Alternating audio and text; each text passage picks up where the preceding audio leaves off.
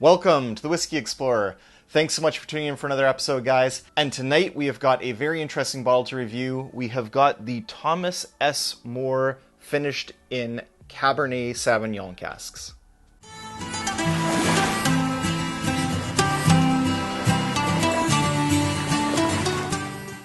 Alright, guys. So I have actually reviewed another one of these Thomas Moores. I reviewed the Chardonnay cask version. And I'll put a link up there for you guys to check that out if you want to. And that one didn't quite do it for me, so I'm hoping that this one here, with a different type of wine finish, this one here might be a winner. We'll have to get into the whiskey to find out. And if you haven't seen that review yet, the Thomas S. Moore, in case you're wondering about that name there, that's actually the founder of the 1792 Barton Distillery. And so that is quite a fitting name for this, since the whiskey here is being produced by 1792 Barton Distillery. All right, and let's just check the proof point on this one here. We have got this one here coming in at 95.3 proof or 47.65% ABV. So that is interesting. The other bottle was slightly higher in ABV, a little closer to the 50% mark. So interesting that the different cask finishes do have different proofs on them. And just like the other one here, they're calling this an extended cask finish. So this is basically done its maturing in a regular virgin oak barrel, and then it is finished for what it says is several years in the Cabernet Sauvignon cask. So that should definitely give it some different, interesting flavors on the palate here. We'll have to jump in and find out. And again, I'll show you guys some of the bottle in the B-roll, but very kind of cool, kind of squared off. Almost like an Art Deco type of bottle. It's actually a really classy looking bottle. I really like the bottle itself. But again, it is all about what's in the bottle, the whiskey that matters. So let's go in for a quick nosing on this one here and taking a look at the color in the glass as well.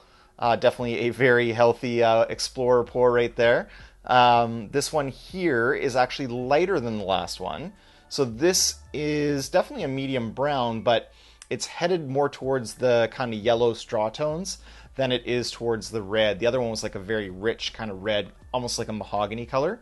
So let's go in for a nose on this, the Thomas S. Moore finished in Cabernet Sauvignon casks. Cheers.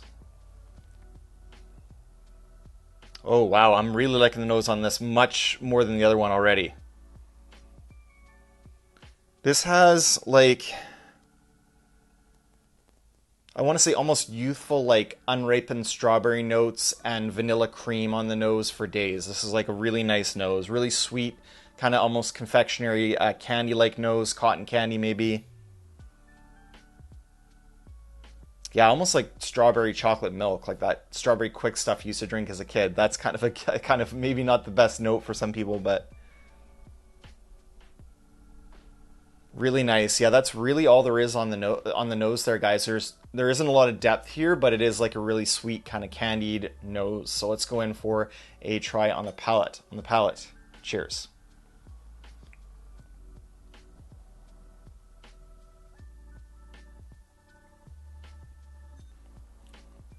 Okay, so what I had on the nose directly translated to the palate here.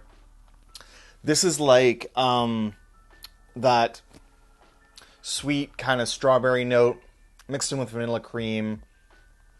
I think this is a decent amount better than the other Thomas S. Moore that I tried. The other one was just, in my opinion, way too wine cask forward on the finish, and it just honestly kind of ruined the bourbon in a way. This, if it's doing anything here, is enhancing.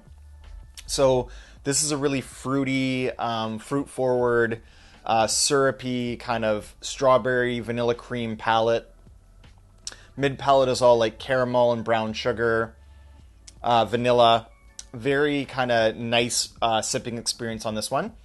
The one thing that I did kind of note when it kind of transitioned to the mid palate was that there was that similar drying effect that I got on the Chardonnay casks, but not nearly as strong as it was, and it wasn't accompanied with that really bizarre flavor experience. So that, in my opinion, that's a really good positive for this one. This is something that I would reach to on the bar, definitely on occasion to drink. So that's already has another step above the other one, which I wouldn't really drink. I wouldn't go to it, and I certainly wouldn't rebuy it. So let's go in for a second sip here. And just before we do that, guys, I wanted to take a quick moment to say thank you to all of you subscribers and viewers out there. Thanks so much for watching the videos and continuing on with the journey. Honestly, means a lot to me, guys, so I really appreciate that. And if you haven't done so already, if you could please just do us a quick favor, hit that subscribe button, hit the like button, and join in on the comments there for some fun exchanges back and forth. All right, here we go on the second sip, guys. Cheers.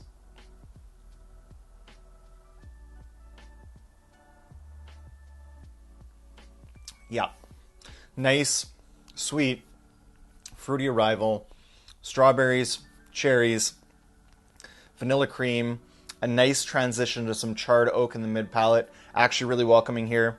So slight tinge of tannic bitter note there, but balanced so well with the sweet that it doesn't bother me. Peppery finish now, so spicy, crushed fresh black pepper, like right from the grinder, and then cinnamon red hearts, a touch of cayenne pepper.